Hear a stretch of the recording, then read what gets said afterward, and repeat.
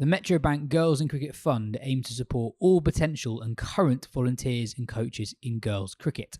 This week, as a key part of the fund, Metrobank have just launched the Championing the Future Hub on iCoach Cricket, containing a host of resources dedicated to supporting coaching girls. There are a host of topics, case studies and videos to help you wherever you are on your coaching journey. Check out the resources now at icoachcricket.ecb.co.uk. Hello and welcome to the Wisden Women's Cricket Weekly Podcast. A slightly different show for you this week. Lauren's Oval Invincibles have had a relentless schedule in the 100, so instead of our usual chat, we have Katya's really interesting interview with Laura Wolvaardt, as well as a short update on the situation in Bangladesh ahead of the T20 World Cup that is supposed to be held there, in theory, in fewer than 2 months' time. First up, though, Laura Wolvaardt has done a lot by the age of 25. She's the South Africa captain and is on track to break pretty much every women's ODI batting record in existence. At the moment, she's over in England with the Manchester Originals and she's in an interesting position. She captains her country and she is also one of the most in-demand players on the franchise circuit in an ever-moving landscape. Here is Wolvaardt on the 100, its impact on England's depth, just how busy the top women's players are at the moment, the future of Test cricket, and on the gap between the top three and the rest.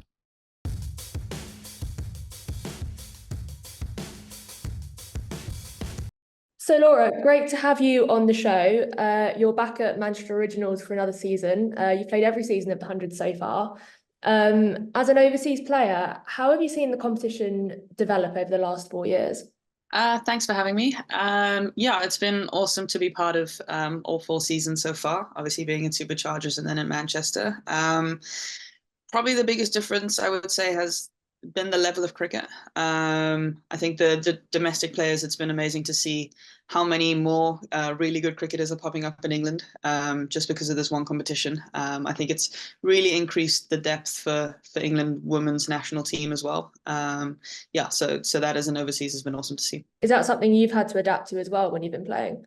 Yeah, I think in the first year, perhaps you could have sort of identified 1 or 2 players who didn't have, massive game experience. But yeah, by this 4th year, I think most players have been in the 100 for 4 years already and are kind of used to playing in front of crowds and playing with all the fireworks and the stage and everything that's going on the side. So yeah, they've all really improved. So it's been difficult. And with more franchise leagues popping up now, do you sit down at the beginning of the year or at any point in the year and look at the blocks when those franchise leagues are and prioritise which ones you want to play in? And if so, where's the 100 in that priorities list?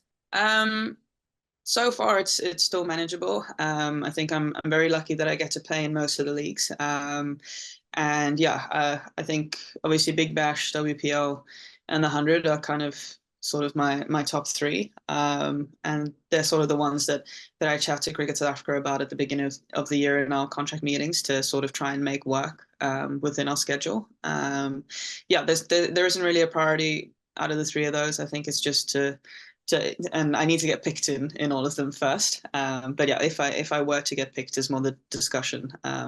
Would these 3 be possible? And yeah, so far it's worked out nearly every time. So. There's been like a lot of cricket for South Africa over the last year. It's been a packed international schedule. Do you see a point in the future, like, there's the women's CPL now, rumours at some point about a women's PSL. Do you see a point where you're going to have to prioritise those franchise leagues and think very carefully about which ones you want to play in? Probably. I think it's going to be very hectic if you're playing the full international calendar and then playing every single league as well. I think if I were to play the CPL as well, and then say, for example, if there were a fair break tournament this year, I don't think I would have been at home at all. I think every year I'm only at home probably 2 or 3 months max. So I think just keeping that in mind as well, just to have that bit of downtime and to have that break is very important. But yeah, so far it's still manageable. But I think if I were to play another league or 2 and not have any time at home, it would be a bit too much. And you've just come off the back of a 3-format tour in India. Personally, a very rewarding tour for yourself. Since taking over the South Africa captaincy last year, you're averaging almost 50 in T20Is and 63 in ODIs. Captaincy clearly suits you. Thanks. I was very happy with that. I think obviously initially I sort of had a 2 months trial period with the captaincy to see if it was something that I'd be able to manage alongside my batting, because normally I put quite a lot of work and effort into my batting role. So I thought it might have been a bit overwhelming to have the captaincy as well. But I think it sort of had the opposite effect and sort of freed me up a little bit as a batter. I think whereas before, because I was so focused on myself and my own scores and my own results. Whereas now, I'm more worried about the conditions and the opposition and who would be best to bowl when. And I think it sort of made me think about the game in a slightly different way. And yeah, I think that's showing in my batting. I'm clearly not too stressed about my batting anymore and just going out there and enjoying it, and focusing a lot on the captaincy. So yeah, it's been a good thing, which is not something I initially thought would happen. Yeah, well, you've been playing international cricket now forever, it seems like, but you're still only 25. How did you prepare for taking over the captaincy? Is it safe to say it's come earlier than you would have expected it? Yeah, definitely earlier than I would have expected. I have been in international cricket for a long time, but I still felt I was, a little bit young and still figuring out my game. So I thought I was still a bit too young to start telling other people what to do in their games. But yeah, at the time when the opportunity sort of presented itself, I think it's one that you can't turn down when you're sort of asked to captain your national side. So yeah, I spoke to a lot of people that were sort of close to me on how to go about it. And so far it's been all right. It is a lot to take in. I think especially I'm quite an introverted person, and now I need to, have a lot of conversations, speak in front of the group, do stuff like that, which doesn't come super naturally to me. But I'm sort of seeing it as a cool opportunity to sort of grow as a person, and yeah, it seems to be helping my batting as well. So that's good.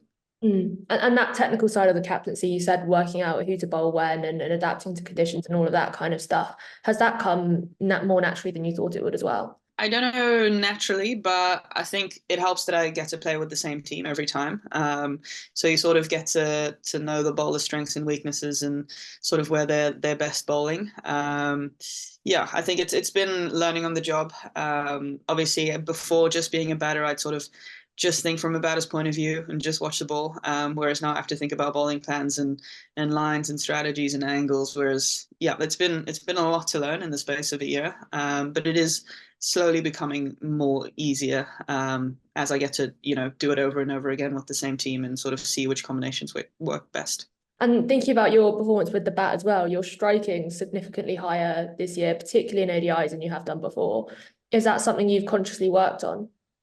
Definitely. I'm really trying to whack it a bit more, especially in T20s up front as well. I'm just trying to show a lot more intent in the power play. I think these first two games with Manchester and the last three T20s in India, I really tried to actively go a bit harder in the power play. And so far, I think it's worked out pretty well. Yeah, I think just, it's the way that the game is moving. It's the way that I sort of need to bat in that power play if I want to keep making teams and to keep having teams win games. I think you can't really come out of that power play with, 30 off 30 every single game. Conditions dependent. But yeah, if I find myself in a good wicket, I'm trying to take the game on a bit more. And in ODIs as well, I think as I started my career, I often got to 50, but it was off like 70 or 80 balls. Whereas now I'm, consciously trying to get there a bit earlier to sort of put us into a better position at the back end of the ODI. And how specifically have you worked on that? What kind of training have you done to do that? I guess just changing sort of my natural reactions to balls. Naturally, I think I would probably, as I started my career, be quite conservative, just hit it along the ground, play a nice cover drive, block it if it's not quite there. But yeah, now I'm sort of, if it's pitched up and the power play and the fielders are up, have a go at whacking it over. And yeah, I think I've worked a lot in the gym as well to be a little bit stronger. So I feel like I'm hitting it a bit better. And done a lot of work on sort of trying to keep my shapes, even when I'm trying to hit it hard. Because I think that was the thing I did in the past is if I try to hit it hard, I just lose all my shapes. And that's sort of not what I'm about as a cricketer. I need to time it and not whack it. Back on the captaincy thing and looking a bit more in detail about the tour of India that South Africa have just come off. Looking at the second ODI, for example, how do you respond in situations like you were faced with when Smriti Mandhana and Harmanpreet Kaur were hitting it to Wolvaardt in that game? Yeah, that was tough. That game particularly was very tough captaincy-wise because we only had 5 bowlers that game. And I think our off spinner got hit for 14 or 16 or something in a very first over that she bowled. So it sort of immediately messes with the plans a little bit. And then we had a couple of part-timers trying to make up a few overs that day.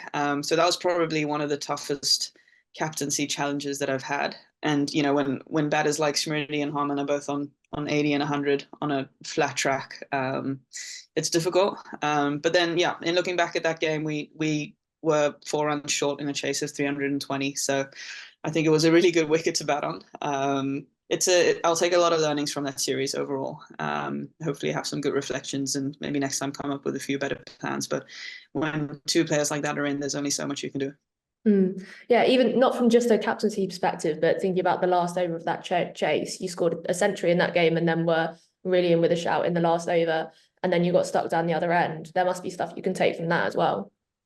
Yeah, tough game to accept. I think when I was fielding for 3 hours and then had to bat for 3 hours and need 5 off the last ball and then I just missed it, is not something that's very nice to sort of experience. And it's sort of, you have those moments where you're dreaming of you need 6 off the last ball type of thing. And it just didn't work out today. But I think just reflecting on the game, how I think Katya and I were able to get us into a position to even be close to winning, I think is more the learnings than, perhaps focusing on that last ball that I missed out on.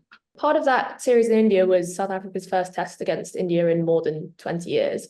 You scored your first test century in that test as well. And we've spoken a lot on the podcast about where women's test cricket is in the game. Where does it sit in importance for you?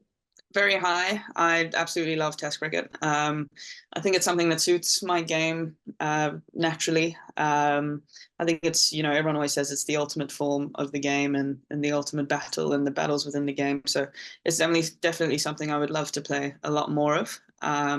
So far, it's been difficult having to play international games without having any domestic experience. All of my Test cricket experience has been the 3 international games that I've played, which is a bit weird. But yeah, it's hard to adapt to. But I think that we're learning as a team. I think in India we showed quite a bit of fight with the bat in that second innings. So I think it was great to see the girls sort of adapting to the conditions and to the format a bit better. And hopefully we keep getting better as a group at the format as we get exposed to it more.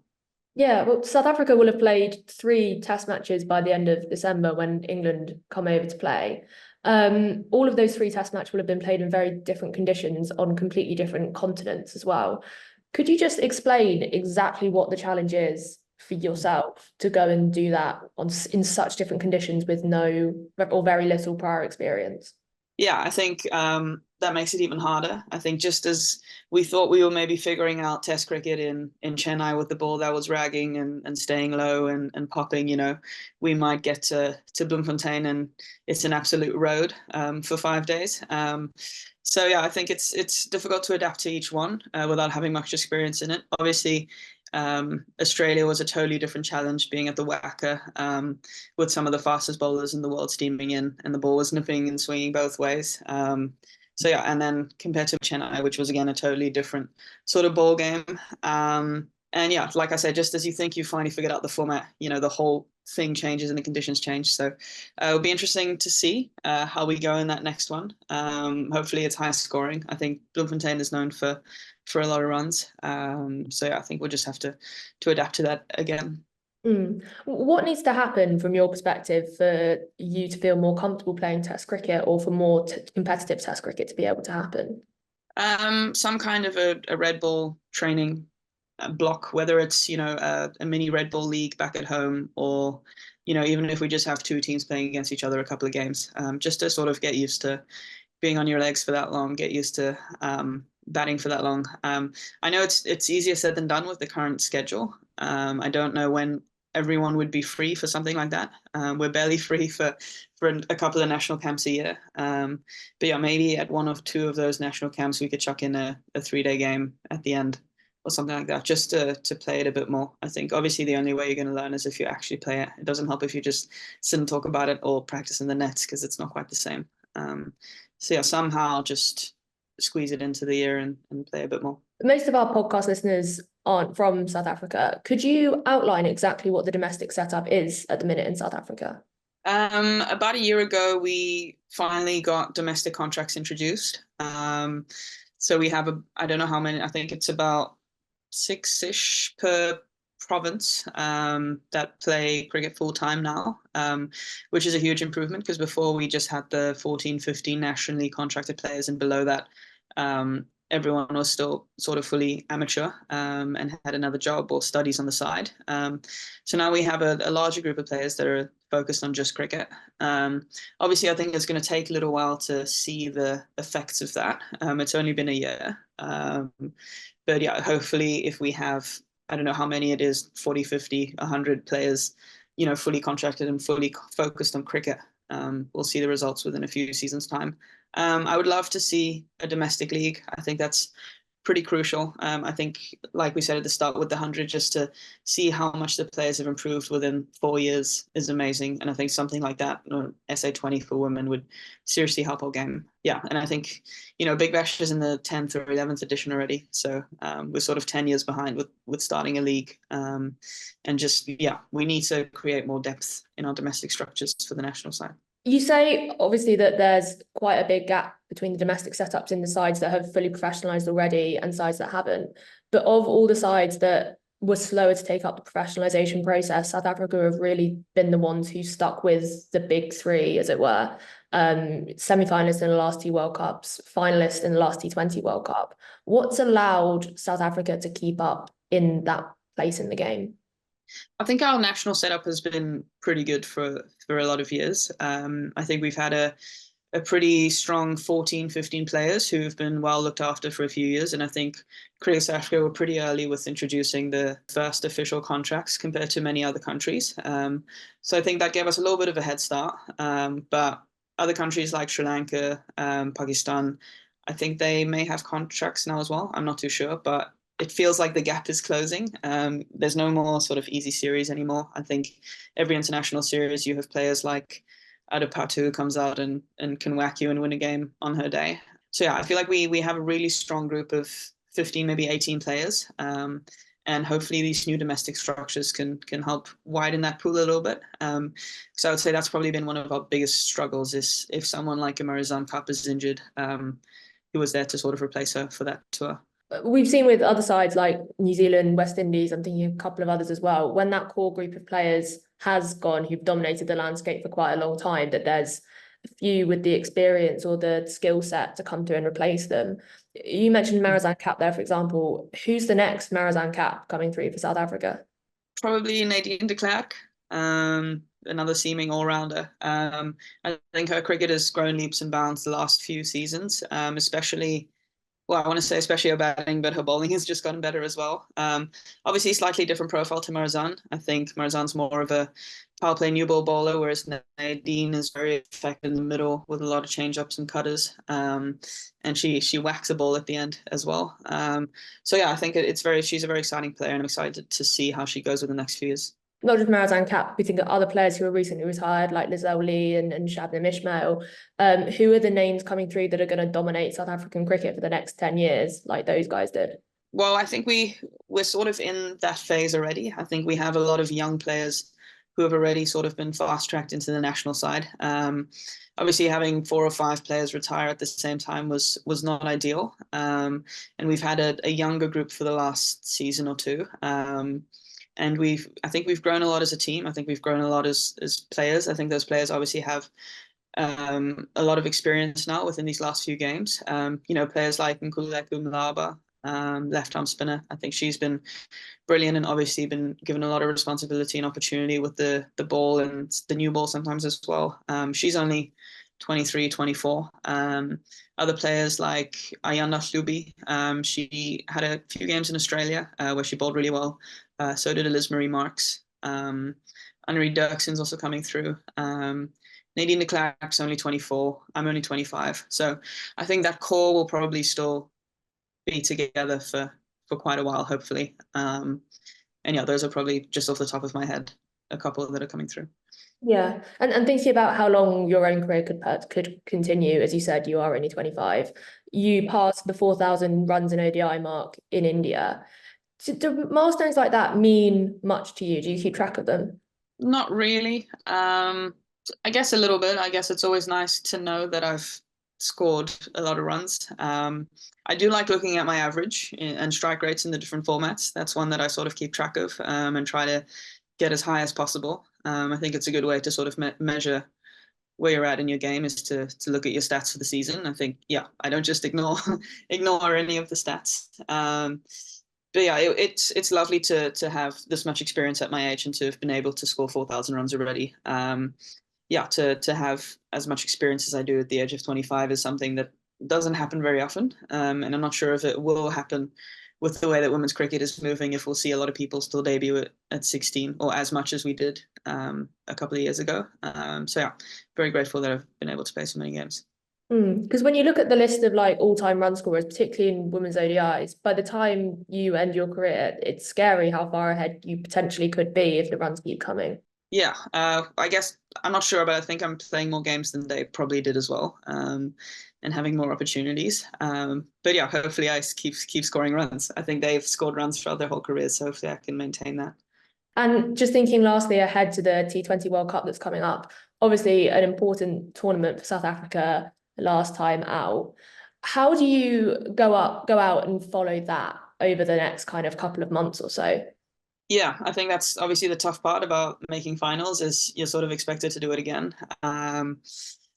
Obviously, we've had one or two changes since that tournament, but I think the large majority of the group will probably remain the same. So yeah, different conditions. Bangladesh might be a bit low and slow and not as nice to bat on as South Africa is.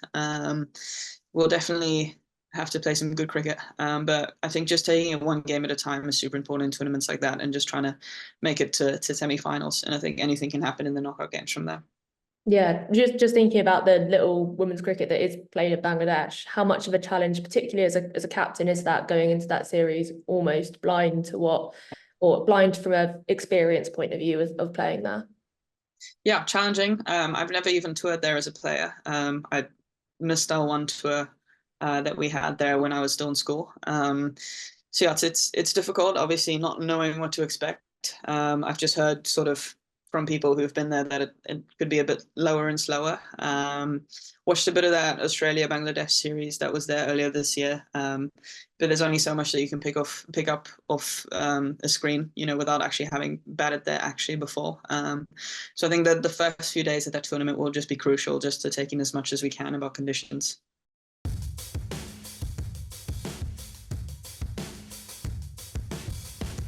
Since we recorded last week's pod, the situation has changed in Bangladesh. The protests have eventually led to the resignation of their Prime Minister Sheikh Hasina, and the change in leadership also means that there are unanswered questions around the makeup of the Bangladesh Cricket Board, which has long been closely aligned with the government. There's an excellent piece on ESPN Cricinfo from their Bangladesh correspondent Muhammad Isam, detailing what may or may not happen in the coming weeks and months. He writes that it is possible that the World Cup is taken away from Bangladesh and instead moved to either Sri Lanka, the UAE, or India. I spoke to Tawid Qureshi the other day. He was on last week's show.